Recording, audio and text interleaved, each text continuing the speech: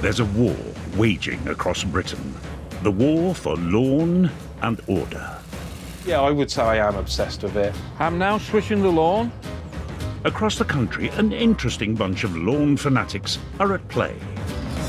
The one video is now at 4.8 million views. Every day I get up in the morning, I say, yeah, let's go and look at some more grass. There's striped lawns, immaculate lawns, and lawns gone wild. I think lawns are peculiarly English.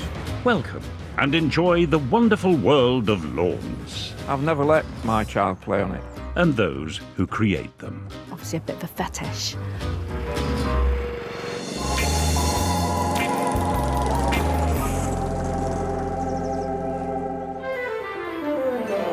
There's nothing quite so British as sitting on a lawn enjoying strawberries and cream.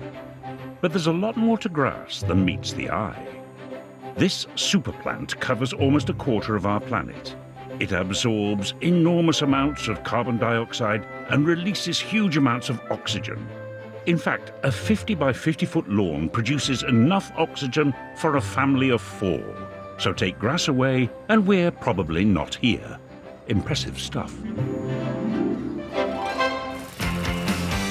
But for our unique individuals who unashamedly rejoice in the love they have for their lawns, it's all about looks.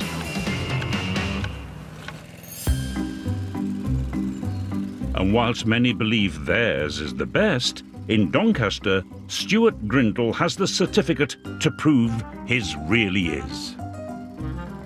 That was when I won the best lawn in Britain. Yes, in 2017, at the ripe old age of 74, Stuart won the coveted title of Best Lawn in Britain. I actually won a rotary mower. But obviously a rotary mower isn't good enough for this type of lawn. So I gave it to my aunt's nephew. Well, clearly being the champ is enough for this lawn lover. Oh, it's an obsession. It's an obsession. And it's an obsession that means a lot of hard work. But Stuart is more than happy to lavish his lawn with a whole lot of love. It's kept at precisely 10 millimetres, which is achieved by mowing twice a day, 3 times a week. A lot of people think they can cut the lawn once a fortnight, and that's okay, but it's not. You've got to cut them at least once or twice a week to get a decent lawn. The normal mower you would buy has 5 blades. Mine has got 10. And that gives a better and a finer cut. More blades you have, the finer the cut. And for Stuart, a lawn isn't perfect without meticulous edging. And when you think every one of those movements is only 35 millimetres. So you imagine going right round here and right round there, it's a good hour's job. Now it gets more extreme. Yes, Stuart sweeps his lawn. I'm now swishing the lawn to take the dew off. So by knocking the dew off, I'm letting the air get to the grass.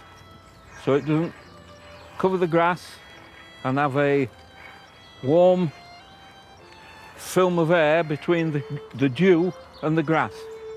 This moist, warm air can create the perfect environment for fungal diseases like fusarium, a lawn's worst nightmare. And if you think this lawn obsession is just about waging a war on dew and diseases, think on. Scarify it. I do this 4 times a year. So this is what you're picking out.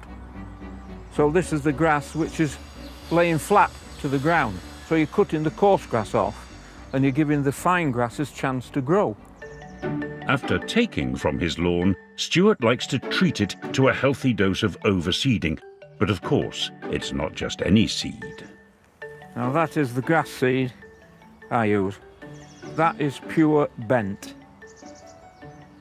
You see how fine it is? It's 5 times the price. But that is what required to get a good lawn. There are 3 species of bent grass, each with distinct characteristics. But all of them have very fine leaves and produce a lawn that can be mowed shorter than any other grass. Perfect for Stuart's obsession to keep his lawn looking like a bowling green. I've never let my child play on it. Well, they wanted to play football on it, which they'd be skidding all over the place. It's 20 years since we had a summer holiday because I couldn't get to cut the grass and I didn't want to leave it a fortnight. Well, if this isn't dedication, I don't know what is. And as for his wife of 50 years, Anne, to get his attention away from the lawn takes more than the usual holler. Stuart! Righto! Tea, please. We wouldn't blame Anne if she felt rather put out, competing with the love of Stuart's life. But she isn't. Very proud of him. He worked very hard, but he was very happy with it. Oh, yeah. Very happy. Yeah.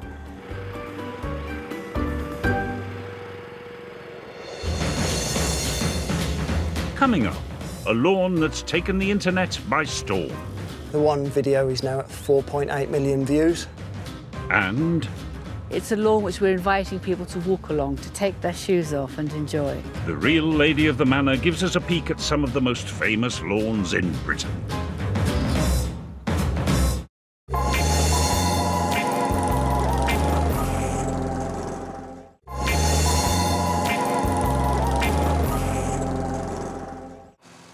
We're inspecting the lawns of Britain and those who love them, a little bit more than most.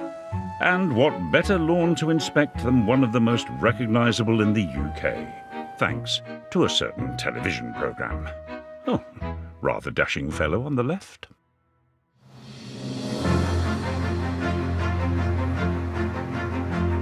Set in the rolling hills of Hampshire is a castle one finds extremely familiar, Highclere Castle.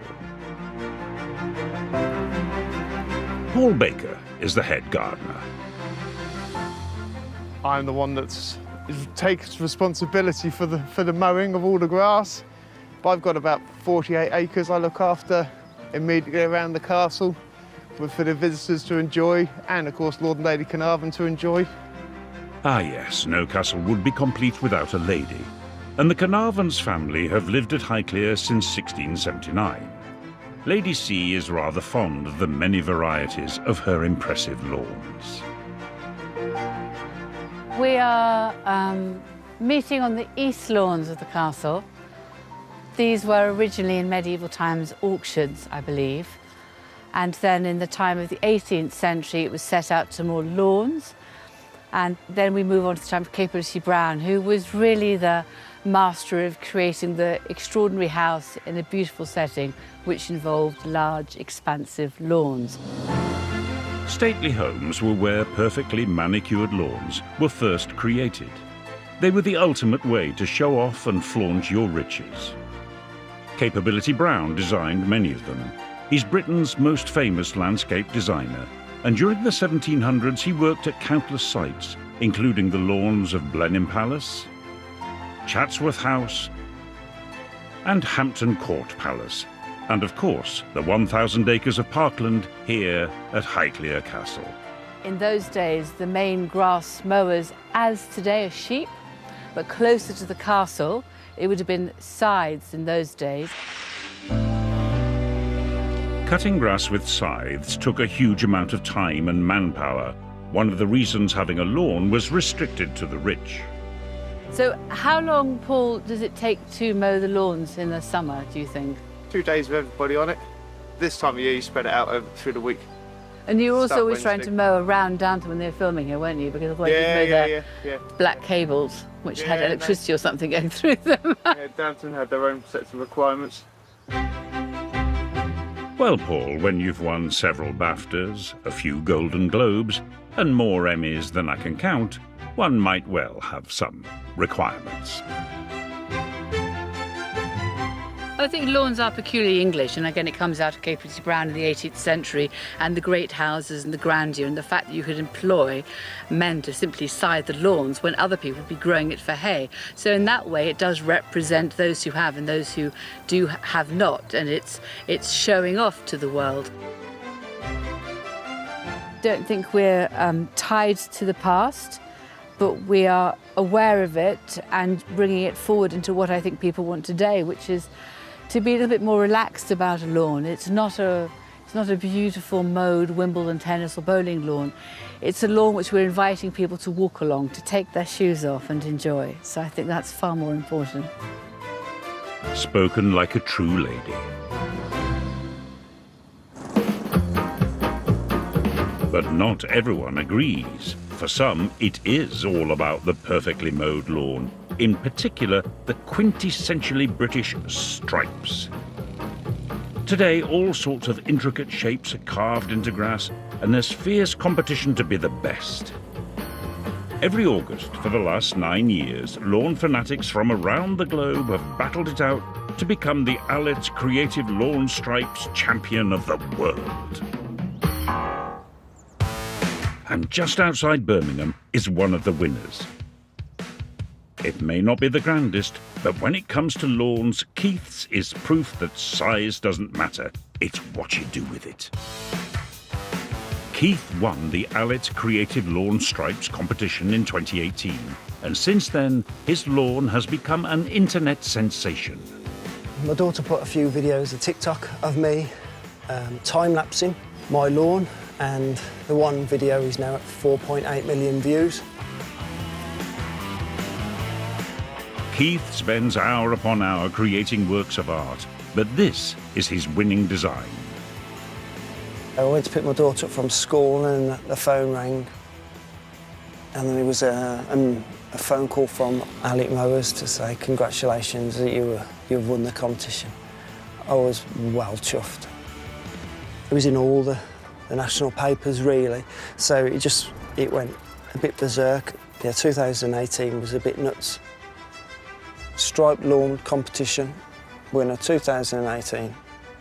The elation that you felt was just amazing. You were buzzing for weeks after it because the amount of effort and the time that went into that winning design. I was mowing it before I went to work, when I got home from work, and then in the evening, so it was getting cut 3 times a day. If I didn't win it that year, I think it would have really deflated me for the next year. This was Keith's 3rd attempt to win the title, and the winning design took him a whopping 273 hours of cutting over 3.5 months. He got me the winning mower. The mower and all the attachments that came with it, because these are all slotted cartridges, you can pull them out and put different attachments in there, and I think it was just short of £3,000. But in the summer heat, when grass grows quicker, his masterpiece could have disappeared in as little as a week. So he put his winning mower to good use. And it's fair to say Keith loves a mower. It's what started his lawn obsession. But he actually won the competition using an old, cheap model. Old-fashioned push mower with a roller on the back. I have got 2 of these, the other one's in the garage.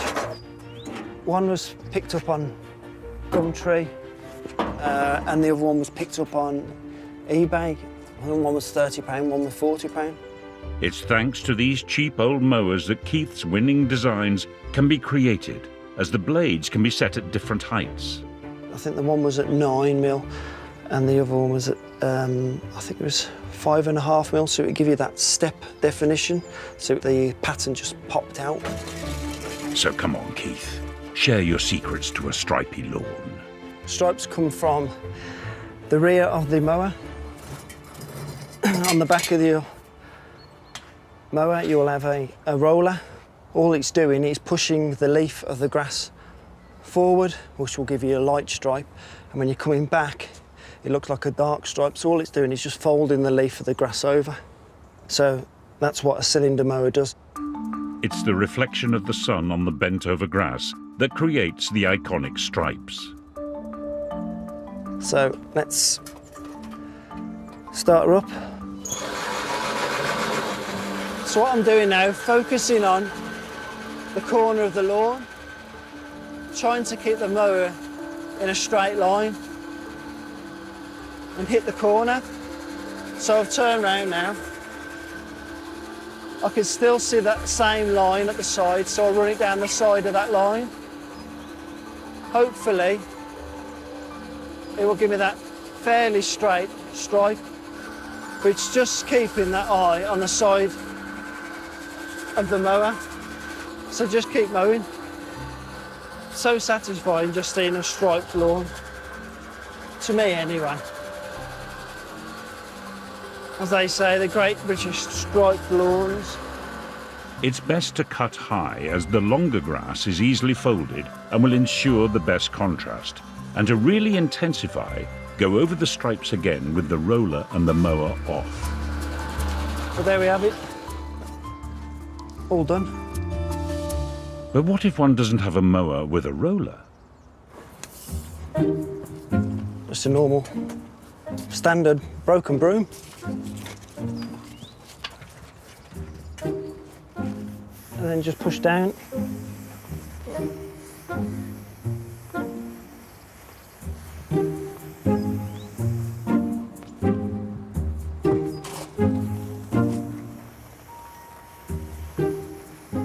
And you can see that it will give you effect of a light and a dark stripe. So you can just put a stripe into your own lawn if you haven't got a roller mower. Just use a broom. Top tips from the champ himself. But what if you want the perfect lawn yet have no idea how to achieve it? Well, take a shortcut and buy it from a turf farm, like this one in Lincolnshire, where the most luxurious grass is lovingly grown. It just makes me want to to roll about on it or have a lay down. Richard Owens, the technical manager here of Tyler's Turf, is clearly a man ecstatic about grass. I swear if you cut me open I'd bleed chlorophyll. I would bleed green, but yeah, turf is my passion. You know, every day I get up in the morning, I say, yeah, let's go look at some more grass. And there's no shortage of grass to look at. At 2,000 acres, it's one of the largest turf farms in the UK. A lot of people really don't understand the size of the scale of the operation here, but 1,100 football pitches put together just gives people a better idea, just the magnitude and size of the farm itself. The farm grows a variety of lawns, including wildflower meadows, golf greens, and home garden lawns. And they all start with preparing the soil for the seed. We're looking at beautiful, light, sandy loam soils here, perfect for growing turf on. The quality of the soil is very important. Now, it doesn't matter whether you're just growing a little window box of turf or whether you're growing a great big turf farm like this. The quality of that growing medium will dictate how successfully and ultimately the quality of the lawn that you're trying to establish. After the soil's been meticulously prepared, it's seeded. Now Richard advises it's hugely important to use the right seeds, so always go to a reputable supplier. We're into another one of our multitude of fields here at Tillers. The seed is incredibly important because ultimately it's going to dictate to us the quality of the final product. We've got the final seed bed down now, the seed all beautifully in position, beautifully spaced, perfect application rate. You're going to get lots of care, lots of loving, lots of attention over the next summer. Well, lucky seed. And after all the pampering, which includes being watered from more than 1,000 overground sprinklers, the seeds spring to life, creating the perfect blanket of grass which needs to be trimmed to perfection. And on a farm where size really is everything, meet the mightily impressive V-Mow. This is the biggest mower in our fleet at 16 metres wide, 23 cutting units, amazing productivity. We're looking at over 200 football pitches per hour to put it in size perspective. Just an amazing piece of kit. And obviously with the size of the operation here and the size of the farm, that machine is critical to our day-to-day mowing. And if you're wondering why the lawn clippings get left behind, it's because during spring and summer, they provide up to 30% of the lawn's required nutrients.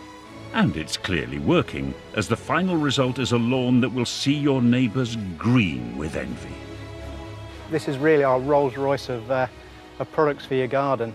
And this is our Arena Gold. So the next stage for this is for the harvesters to come and harvest it. And yes, you've guessed it. Harvesting calls for another huge machine. This twin-row Auto-Stack 2 cuts a whopping 50 rolls per minute, and when it's all done, the turf is loaded onto a lorry to make its way to its new home. There's going to be some very, very happy lawn keepers out there when it arrives. I'll say, Richard.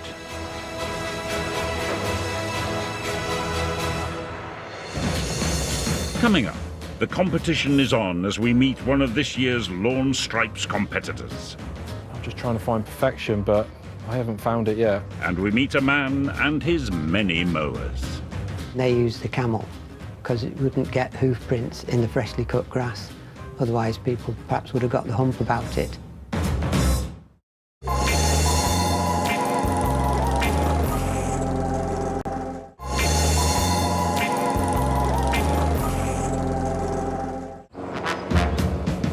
Around the globe, dozens of lawn fanatics are creating incredible patterns to be crowned champion of the world. The Creative Lawn Stripes competition was set up 9 years ago by leading lawnmower specialist Allitt Mowers. Gone are the days of just straight lines. Now the talented lawn obsessives create works of art of all shapes and sizes. In Exeter, 44-year-old train driver Kevin Morgan has just started his entry for this year's competition. Yeah, I would say I am obsessed with it. I found myself watching football matches on the TV and looking more at the pitch than I did the actual game. I try not to walk on the design once I've done it, because if not, I'll leave footprints. I don't like footprints. I always think I can do better, and I think that's what keeps me going. I'm just trying to find perfection, but I haven't found it yet. With such attentiveness to your lawn, I bet you're a doting husband. I'm Becky, I'm Kevin's long-suffering wife. Or maybe not. You hear about golf widows, I'm definitely a lawn widow. The day that I went into labour with our youngest, Kevin asked me if he had time to mow the lawn and stripe it before we went into the hospital. And as a dutiful wife, I agreed and continued to pace around having contractions while he was out striping the lawn before we could go off to hospital to have our youngest. But fear not, the lawn looked immaculate. Oh, and they got to the hospital just in time.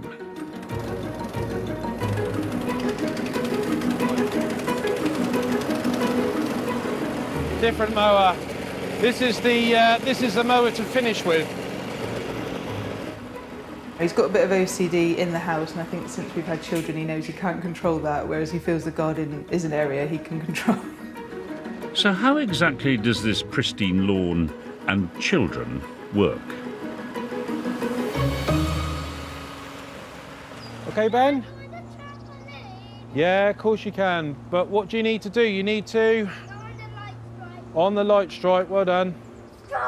Go on then. On the light stripe.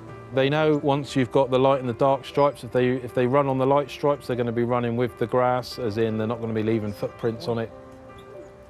I can't stop the kids going on it as much as I'd like to. It depends on, if they're just running around on it, then it's not too bad, but I certainly wouldn't be letting them ride their bikes or walking around on it and doing sliding tackles, playing football, things like that. I think I'd probably have a few sleepless nights if I caught them doing that, to be honest, but I'm never quite sure what's going on when I'm not here, so maybe the next job would be to put some sort of cameras up so I can keep an eye on what's going on when I'm not here, but I just think I'd go even greyer, to be honest. Yeah, best leave that idea alone, Kev. So with all these rules on the pitch, what do the neighbours think? I'm Angie, I'm Kev's next door neighbour. Kev's lived there maybe about 7 years now, and he's always been obsessed with his lawn. And he's finally succumbed and started looking after ours. Here you go, Kev. Oh, just in time, Ange. The usual. Oh, thanks very much. We've now got the agreement that if he's out cutting the grass, we keep him supplied in in the wets, so we get him a pint of cider or whatever we have on tap at the time. I think he's always been obsessed, so it's obviously a bit of a fetish. I like to just get some spikes on, the old spike shoes, or just open up the surface a little bit, just to get some much needed air and moisture into the root zone, just to aid the grass. And it's not just a pair of heels Kevin's invested in to achieve the perfect look. This is a sprinkler system that I installed. Got the app on my phone, and it's just a case of tapping and starting, and there we go, the sprinkler comes on. I invested in a weather station a few years ago, so obviously we've got all the different sensors. We've got the wind, we've got how much rain, the temperature gauge is all on there, wind direction. So this is the here and now. So at the moment, outdoors, 21.6 and rising. It's always trying to stay one step ahead of the weather, trying to plan. You might be able to control the weather, but Kevin, one thing you can't control is the Creative Stripes competition. I came third in the international lawn striping competition back in 2016. Yeah, it's probably one of the most proudest moments of my life, actually. The design that I came third in was like a bullseye sort of crop pattern design, a circular pattern. I was out there going over and over that to really make it stand out. But like I've said to everybody, nobody remembers third, nobody remembers bronze medal, do they? So third, it's not good enough. Well then, it's a good job you're entering again. My entry this year is going to be a mix of straight and curved lines and patterns. It's going to be fairly intricate. It might need me to go over with a brush, but yeah, I don't want to go into too much detail of what it's going to be, just in case somebody thinks, hang on a minute, that's pretty good. I might design that myself.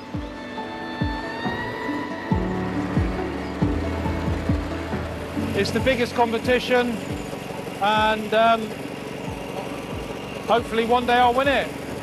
But yeah, it's what I'll work towards all summer, and yeah, who knows? Maybe this year will be the year. You know, it's what I'm working towards, and I'm not going to be happy until I've won it. To say at your lawn, your stripes are the best in the world, it's got to, you know, you're a world champion at lawn striping. That's massive. For me, that's the Olympics, that's the gold medal champion of the world. The winner will be announced later in the year. Let's hope it'll be King Kev.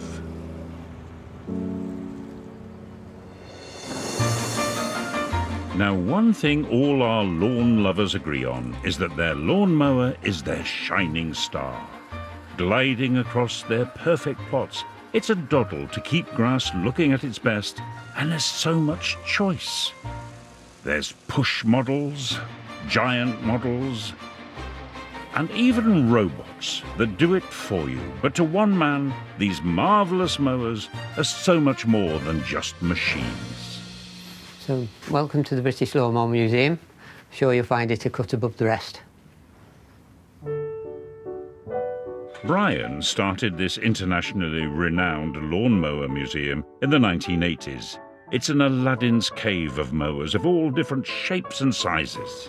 A lot of the machines have got their own history and a character that's not often seen nowadays. Brian's collected a massive 1,000 machines, but mowers all started with this model here. It's a replica of the very first lawnmower invented by Edwin Beardbudding in 1830. Edwin never set out to make a lawnmower. He worked in a woolen mill in Stroud in Gloucester, and the mill owner got an order for some guardsmen's uniforms. And the mill owner went to Edwin Budding, who was a bit of a problem solver, and he said, make me a machine for cutting all the tufts and the bobbly bits off the cloth, because I want the cloth to be perfect. And what Edwin made was a spinning blade over a fixed blade, and he also found that it cut the grass very efficiently. The principle he made has never been bettered to this day. It's still the best way of cutting grass for a formal lawn. Edwin's genius machine made lighter work of mowing, which led the way for people being able to have lawns in their own gardens. But before these lighter models were invented, animals, most commonly donkeys, powered the machines. London Zoo, however, who were one of the first companies to buy a mower, went for something a little more exotic. And they used the camel, which is ideal because it wouldn't get hoof prints in the freshly cut grass. Otherwise, people perhaps would have got the hump about it.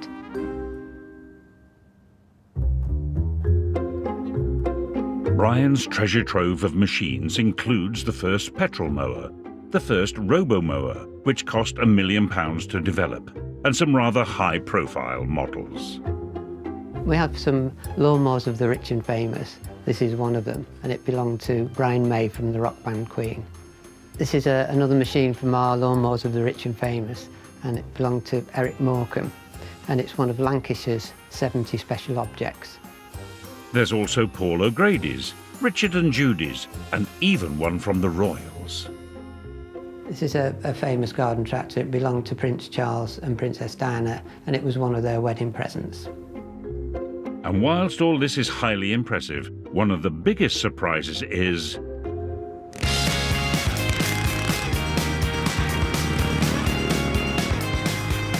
behind Brian's calm exterior, there's a speed demon.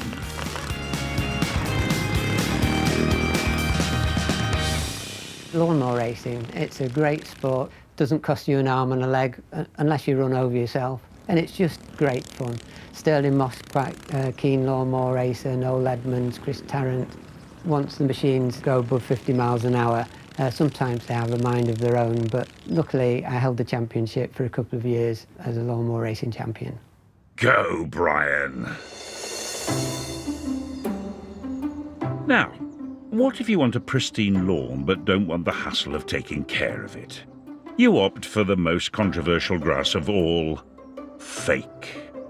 But love it or hate it, AstroTurf does have its place, like here in Birmingham in Pat Dryberg's garden.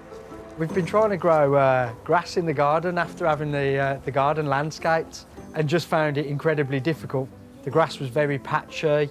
Then in the winter months it'd be very boggy, very waterlogged. And I did everything that the YouTube videos would tell me to do, how often to water it, I fed it, whatever we were trying to do, it just wouldn't grow. So we decided to get the lads in and get the garden done. Sam and Christian are transforming Pat's rather sad-looking garden into an oasis of green.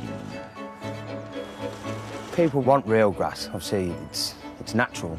But sometimes to have a nice family home or to have just a nice-looking garden, that's not always the case. Like you said with the trees, that's nicking all the nutrients out of the ground from the original grass. Grass hasn't got a chance to grow. Pat has opted for a 30mm pile, but this is just one of the many options. Gone is the neon green AstroTurf of the 90s. Now it's like choosing a carpet. There's varying thicknesses, finishes, and even grass imperfections to make it look as real as possible. And it's in hot demand.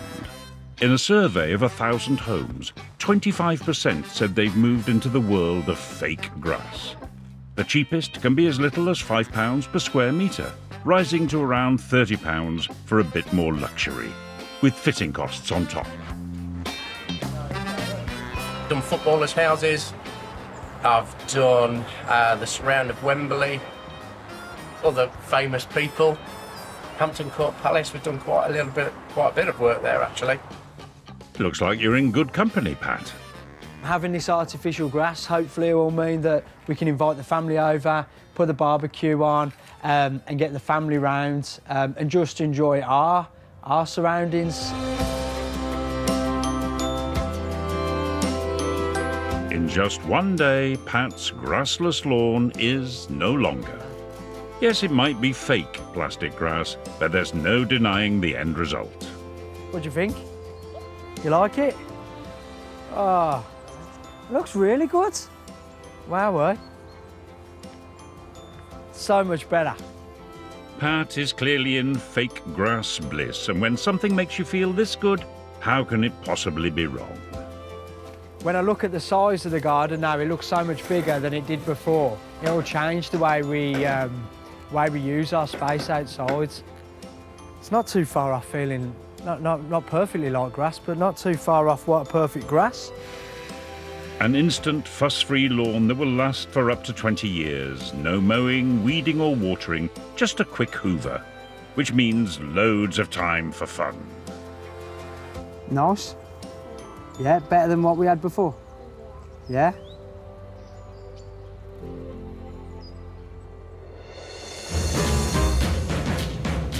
Coming up, we meet a man taking a stand against the perfectly manicured lawn. Why create a green desert when it can be your own little oasis for wildlife? And we're giving the last word to our longest-serving lawn obsessive. It's so easy to sit back and become sedentary, but if you did that, then I couldn't have a garden like this.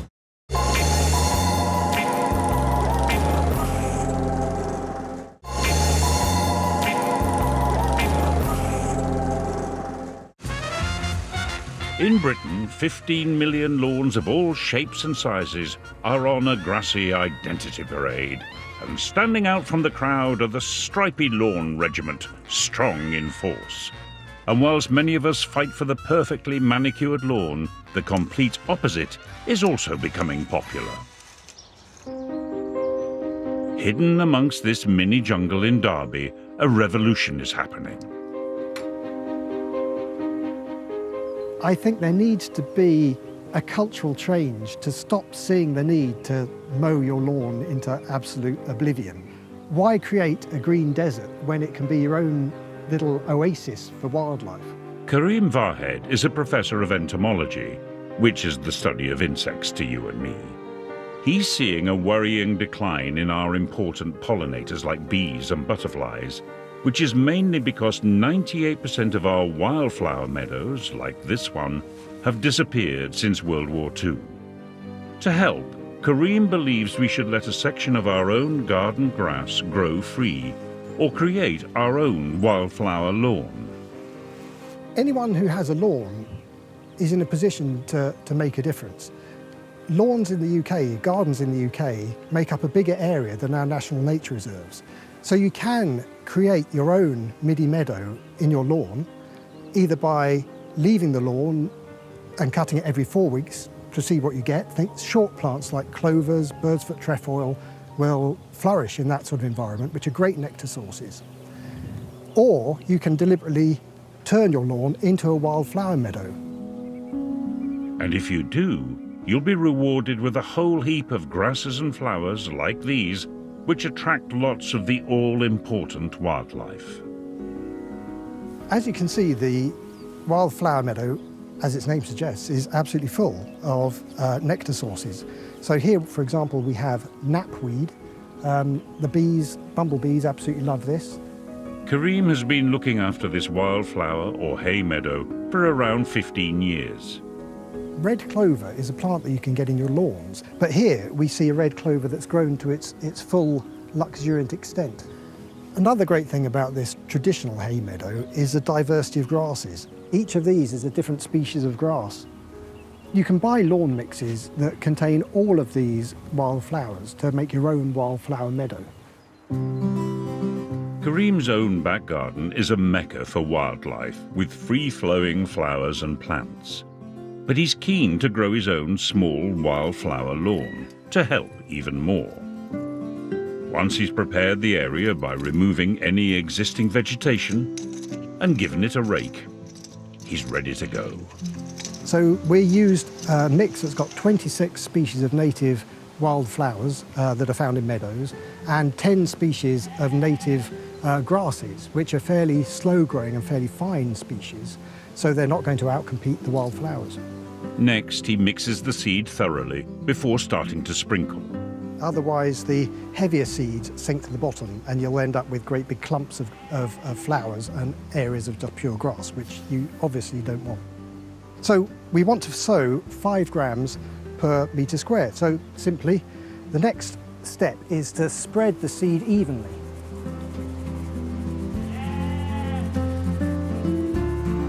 Finally, after a light raking, he adds water.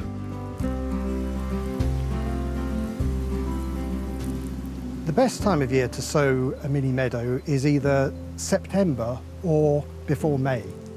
Although Kareem makes it look easy, if you fancy your own wildflower lawn but aren't green-fingered, you can buy one from turf farms or specialists. So fingers crossed, if I water this enough and it doesn't dry out, we should be developing a nice wildflower meadow to enjoy next spring and summer. And until then, Kareem and his son can enjoy the 3 acres of wildflower meadow he looks after. And for an entomologist, it means seeing what bugs are lurking beneath.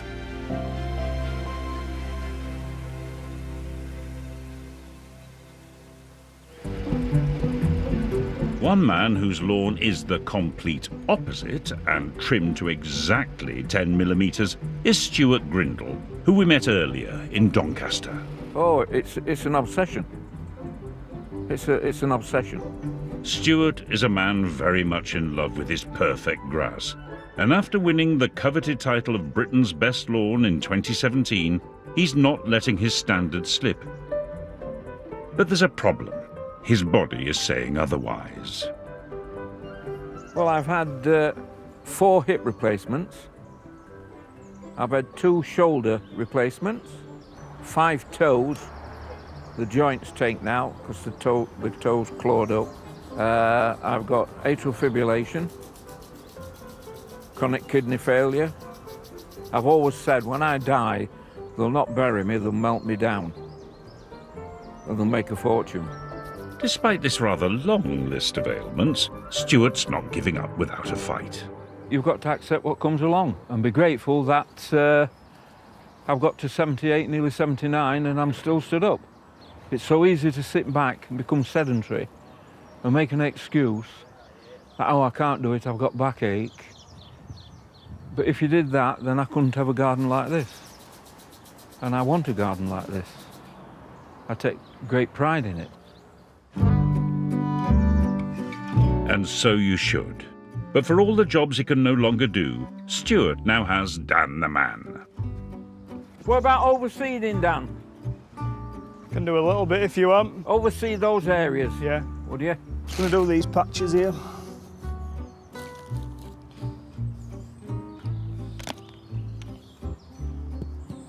Looks better already, Dan.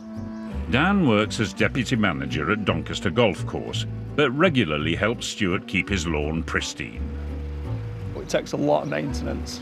Round the clock, I'm here 3-4 times a week cutting this. So, quite time consuming, but as you can see, it's worth it. And despite Dan's more than capable credentials, Stuart keeps a very close eye on Dan's work and his beloved lawn. Could do with some top dressing, Dan. When you come again, can you bring us a bag? I'll bring you a bag full, yeah. We'll get some on it. Haven't we got a wonderful garden? Yes. Good. But Stuart doesn't just keep his garden for himself. Every July for the last 15 years, he's held open days and raised thousands of pounds for charity. Just no high heels allowed. I get a great deal of satisfaction. I open the garden and people come and no end get on their hands and knees and say, this is not grass, is it? I say, yeah. Oh yeah, it wants cutting, so it must be grass.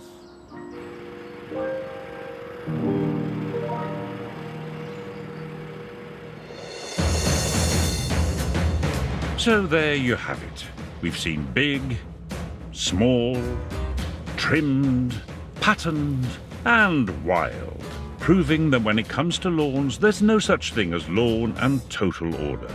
Beauty, after all, is in the eye of the beholder. And no matter if you spend hours or minutes on your grass each week, take a leaf out of these obsessives' books and just make sure you enjoy your lawn. Take a peek inside the Palace on Wheels F1 champ Jenson Button used to hang his helmet in. £1 Million Motorhomes is brand new next Sunday at 8. Coming next, 2 single mums on different sides of the wealth divide trying each other's lives for size as the new series of Rich House Poor House continues.